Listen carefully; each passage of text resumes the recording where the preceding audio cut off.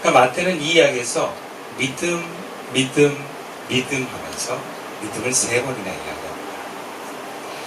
이것은 단순히 이적의 어떤 치유의 이야기를 넘어서 제자들에게 믿음의 필요성과 믿음을 강조하는 내용이다. 그렇게 볼 수 있습니다.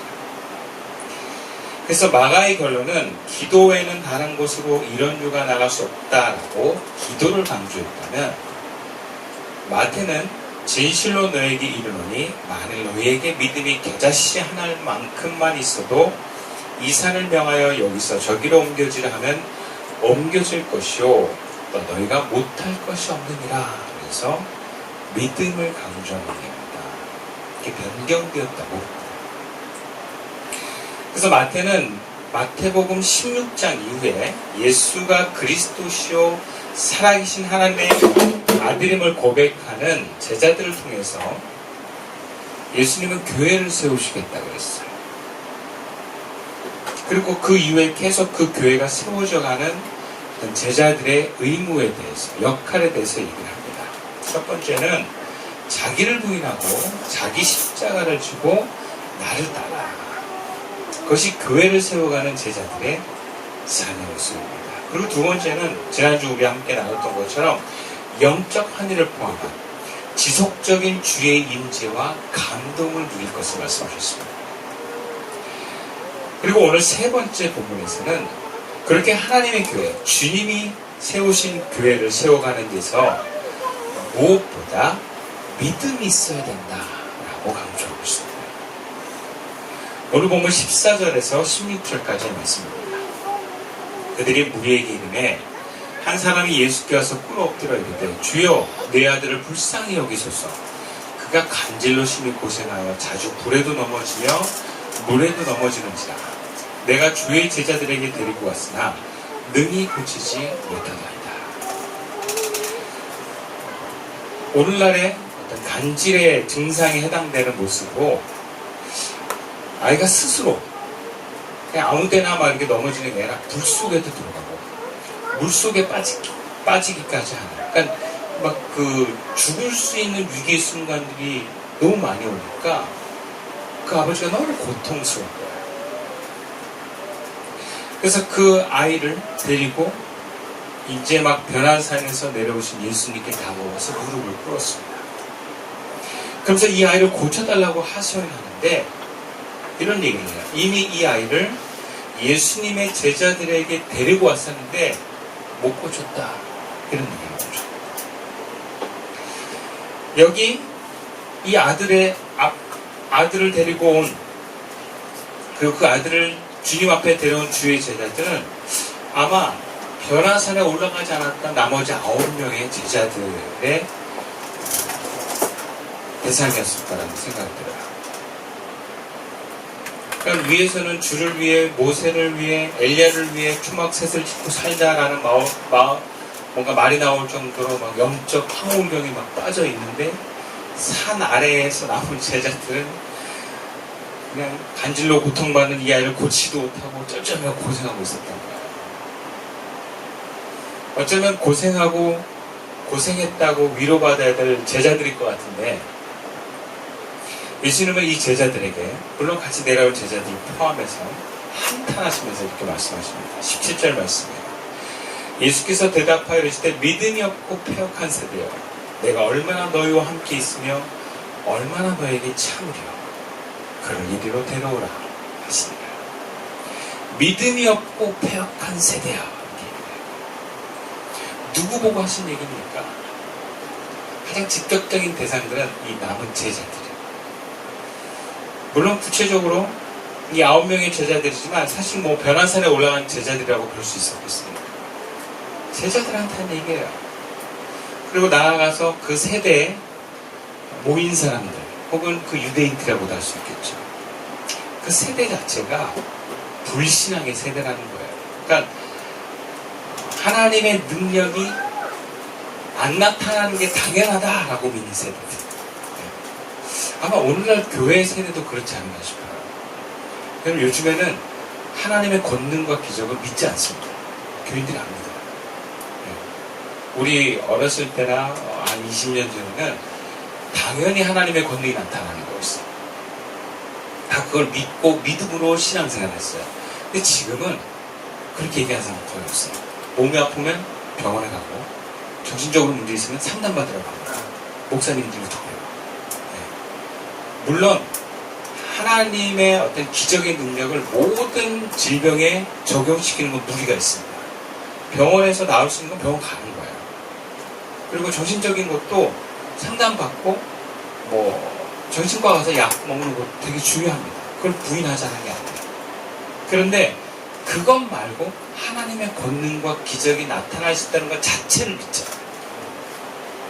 그러니까 믿음이 없는 세대, 폐역한 세대입니다. 과거에 그런 것들이 일어났다는 것은 아는데 과거의 영광으로 치부합니다. 오늘은 그런 것이 안 일어났다. 그럼 우리도 그렇게 될지 몰라요. 우리가 옛날에는 말이야, 그래 주의 권능이 뛰어났어. 귀신도 쫓아냈고. 근데 지금은 그런 게 잘 안 나타나. 그리고 심지어는 어쩌면 우리도 그게 요즘 그게 중요한 게 아니야. 사랑이 중요해. 이렇게 얘기할지도 몰라요. 그러면 이 세대는 주님을 향한 사랑뿐만 아니라 그것을 통한 주의 권능과 역사가 일어나는 세대가 될 줄 믿습니다. 그 믿지 않는 세대에 우리가 휩쓸려 가는 것이 아니라 그런 믿음의 세대를 회복해야 될 주님의 뜻이 우리에게는 줄 믿습니다. 그래서 다 안 믿는 것이 당연하고 어떻게 보면 권능이 없는 것이 당연하다고 얘기를 하는 세대에서도 주님 우리에게 믿음이 없고 폐역하다라고 혼낼 수도 있어요. 왜? 당연히 믿음을 갖고 당연히 권능을 너희들이 나타낼 수 있어야 된다는 것이거든요. 다른 사람 보지 말라는 거예요. 세대를 탓하지 말고 우리가 그런 권능과 믿음이 있어야 됨을 주님께서 우리에게 요청하신다는 그 부르심에 응답하기를 축원합니다. 제자들은 모두 예수는 그리스도시요 살아계신 하나님의 아들임을 고백한 믿음의 제자들이었습니다.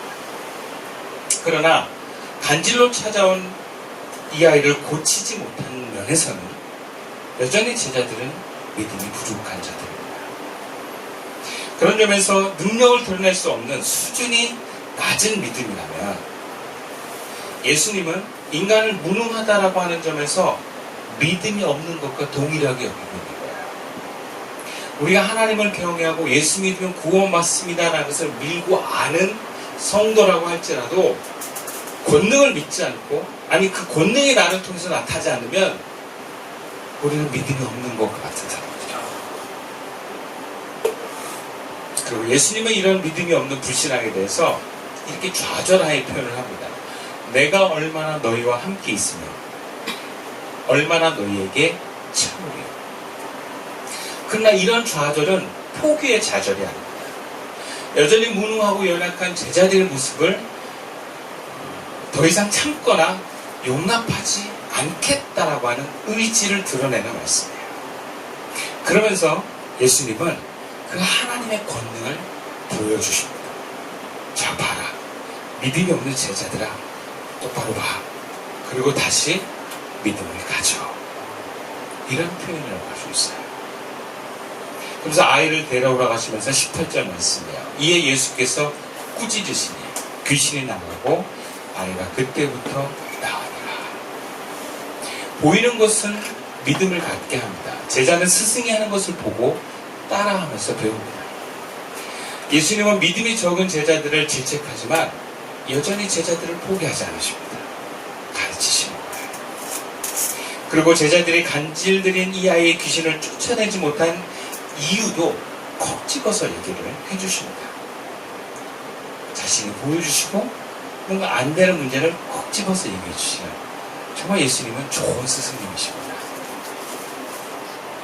본문 19절과 20절 말씀이에요. 이때에 제자들이 조용히 예수께 나와 이르되 우리는 어찌하여 쫓아내지 못하였나이까. 이르시되 너희 믿음이 작은 까닭이니라. 진실로 너에게 이르노니 만일 너희에게 믿음이 겨자씨 하나만큼만 있어도 이 산을 명하여 여기서 저기로 옮겨지라 하면 옮겨질 것이요 또 너희가 못할 것이 없으리라. 예수님 먼저 제자들이 쫓아내지 못한 이 간질로 고통받는 아이의 귀신을 쫓아내셨어요. 그리고 고치지 못한 제자들의 문제에 있어서 콕 집어서 얘기를 하는데 그 내용이 뭐냐? 믿음 때문이라는 거예요. 즉 믿음이 작아서인데 이런 귀신을 쫓아낼 만큼의 믿음이 너희들은 아직 부족하다라는 것입니다. 그러면서 비유로 겨자씨 하나를 말씀하시는데 겨자씨를 통해서 예수님이 하신 얘기가 뭐냐? 너희들이 그런 믿음만 있으면 못할 것이 없다라는 거죠. 우리가 일상을 살면서 굳이 산을 옮길 이유는 없습니다. 그러나 귀신은 쫓아낼 수 있어야 됩니다. 주님의 교회를 세워간다는 것은 결국 하나님 나라를 세워가는 것이고, 여러분 하나님 나라를 세워갈 때는 어둠의 세력들을 쫓아내야 합니다. 그래서 주님은 그 과정에서 주의 제자들에게 어둠의 세력을 쫓아낼 권능을 주십니다. 그걸 경험하게 하세요. 여러분 우리 자신도 우리 몸을 잘 다스리고 우리가 어떤 나의 역량을 최대한 발휘하려면 내 삶의 나쁜 습관들은 다 제거해야 돼요. 늦잠 자는 거, 멍 때리는 거, 뭐 어떤 중독에 내가 빠지는 거, 이런 거 다 정리해야 내가 시간과 나에게 주어진 삶을 잘 사용할 수 있어요. 그러니까 갑자기 되는 게 아니고 그걸 고쳐나가야 돼요. 근데 그거를 주님이 우리에게 능력을 주시고 그걸 감당할 수 있도록 도와주신다는 거예요. 그래서 나뿐만 아니라 내가 속한 가정, 내가 속한 직장, 이 교회, 그것을 하나님 나라로 회복시켜 가신다는 것입니다. 근데 그것에 필요한 권능을 드러내는 가장 중요한 통로가 뭐냐? 믿음이라는 거예요. 믿음. 그 다음에 이런 믿음은 우리가 어떻게 세워갈 수 있는가? 이러한 믿음으로 인한 삶의 사역을 온라인 삶에서 우리가 어떻게 연결하면서 적용시킬 수 있는가?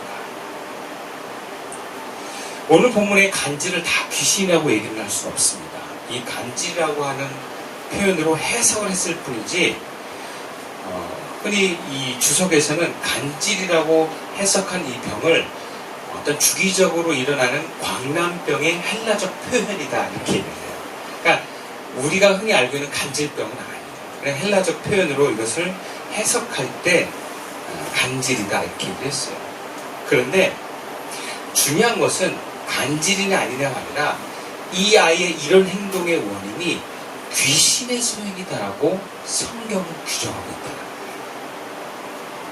모든 간질을 귀신의 소행으로 볼 것이 아니라 이러한 병을 유발하는데 귀신의 근원적인 역사가 있다. 그걸 성경은 고발하고 있는 거예요. 그렇다면 주의 제자들은 병에 집중을 하는 것이 아니라 또 그 병에 걸린 사람에게도 집중하는 게 아니라 그러한 비정상적인 행동을 불러일으키는 귀신에 집중하는 것입니다. 그래서 그 귀신을 꾸짖고 그 귀신을 내보내는 거예요. 그러면 그 아이는 정상으로 돌아오는 것이죠. 그런 생각에서 오늘 본문의 표현을 우리 삶으로 적용을 시킨다면 이것은 어떤 영적인 간질 환자라고 볼 수 있습니다. 그러니까 아이가 자기 자신의 행동을 통제할 수 없어서 불로 들어가고 물로 들어가는 거잖아요. 들어가고 싶어서 들어가는 게 아니라 들어가지는 거잖아요. 자기를 위험에 빠뜨리는 거잖아요. 예를 들자면 학생들이 뭐 오락에 빠졌다고 합시다. 오락을 해야 되겠다고 하는 게 아니라 자기도 모르게 오락에 빠져서 밤을 새서 오락을 하게 하는 거예요. 이게 영적인 간질로 우리가 적용할 수 있는 거예요. 우리가 그런 일들이 생각보다 많습니다. 어른들은 운동에도 그렇게 빠져요. 그리고 막 사람과의 만남과 교제에도 그렇게 빠집니다. 심지어 돈을 가지고 쇼핑하는 것도 그렇게 빠지기도 하고, 뭐 비트코인이다 해서 주식하는 것에도 빠지기도 하고, 그리고 말도 내가 이런 말 하려고 한 게 아닌데 그냥 폭언을 하고 남을 아픈 말을 하고 자기도 모르게 뭔가 잘못된 거짓말을 한단 말이에요. 그러니까 이런 것들을 우리가 다 이건 영적인 간질이다 라고 얘기할 수 있는 거예요. 그리고 그 중심에 뭐가 있다? 귀신이 있다. 그렇게 보는 것입니다. 열심히 일을 해서 돈을 버는데 또 자기도 모르게 돈을 많이 쓰는 친구가 있어요. 스트레스를 많이 받는다고 맨날 술값으로 돈을 다 씁니다. 그리고 맨날 지각하니까 택시 타고 다니는 거예요. 그러니까 카드를 쓰니까 나중에 카드빚이 막 쌓여요.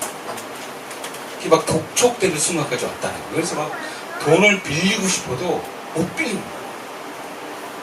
근데 막 전화가 오는 거예요. 아, 돈을 빌려주겠다. 근데 먼저 얼마를 입금하라고. 그리고 우리가 객관적으로 들으면 야, 이거 다 이거 보이스피싱 하잖아. 근데 당하는 사람 모르는 거예요. 네. 당하는 사람은 그렇게 고맙대요. 돈 빌려주면. 그래가지고 네 감사합니다 하면서 돈을 없다라는 거예요. 그리고 돈을 못 받았어요. 그래서 목사님 저 보이스피싱 당했어요. 가뜩이나 돈 없는데 또 당했어요. 그러면 환장합니다. 근데 그게 그 영이 뒤집어 씌우면요, 뭐 그거 분별 못합니다. 그러니까 그게 영적 간질이에요. 그러니까 우습게 보면 안 돼요. 누가 옆에서 보면 너 제정신이야 싶은데 정말 제정신이 아니기 때문에 그러는 거예요. 자기도 모르게 그렇게 나쁜 말 하고 잘못된 행동을 선택합니다. 알고 보면 우리 삶의 모습 속에 그런 귀신의 역사가 많습니다. 그리고 그 귀신은 나도 모르게 나를 손해보게 하고 고통받게 하는 물구덩이와 물구덩이로 막 집어넣습니다. 우리가 그렇게 되는 거예요. 여러분, 교회도요, 물구덩이로 선택하는 교회들이 있어요. 건축 무리하게 하고 그런 거 있잖아요. 담임 목사 갑자기 정치하고 막 돈 엄청 날리고 교회를 빚더미하고 그러니까 물구덩이로 가는 거예요. 우리는 이러한 상황에서 그 중심에 귀신을 보지 못하면 나와 남을 책망하고 원망하고 미워하게 됩니다. 그러니까 더 악순환이 이루어지는 거예요. 그럼 가정에서도 그런 일이 일어났을 때 만약에 엄마가 그런 잘못을 했다 혹은 아빠가 그런 잘못을 했다 그랬을 때 그 중심의 어둠의 영을 보지 못하고 대상만 보면 가정은 붕괴됩니다. 또 그걸 원하는 거예요. 또 그것을 자신에게만 탓하면서 자신을 향해서 분노하게 되면 우울감이나 무력감에 빠지게 됩니다. 남 탓하면 비난하고 미워하고 나에게 그것을 돌리면 상처받고 우울해집니다. 그러면서 하나님께도 죄를 짓게 되는 거예요. 근데 문제는 우리가 예수를 믿고 제자가 되는데도 그 어둠의 영을 쫓아내지 못한다는 게 있어요. 본문의 제자들처럼 그렇습니다. 여러분, 이 본문의 제자들이 남이 아니라 우리들의 모습일 수 있어요. 무능하고 무기력한 제자의 모습이 바로 우리일 수 있다는 거예요. 그래서 예수님은 오늘날 그런 무기력한 제자들을 보시면서 우리들을 보시면서 한탄하십니다. 아, 믿음이 없고 패역한 세대야.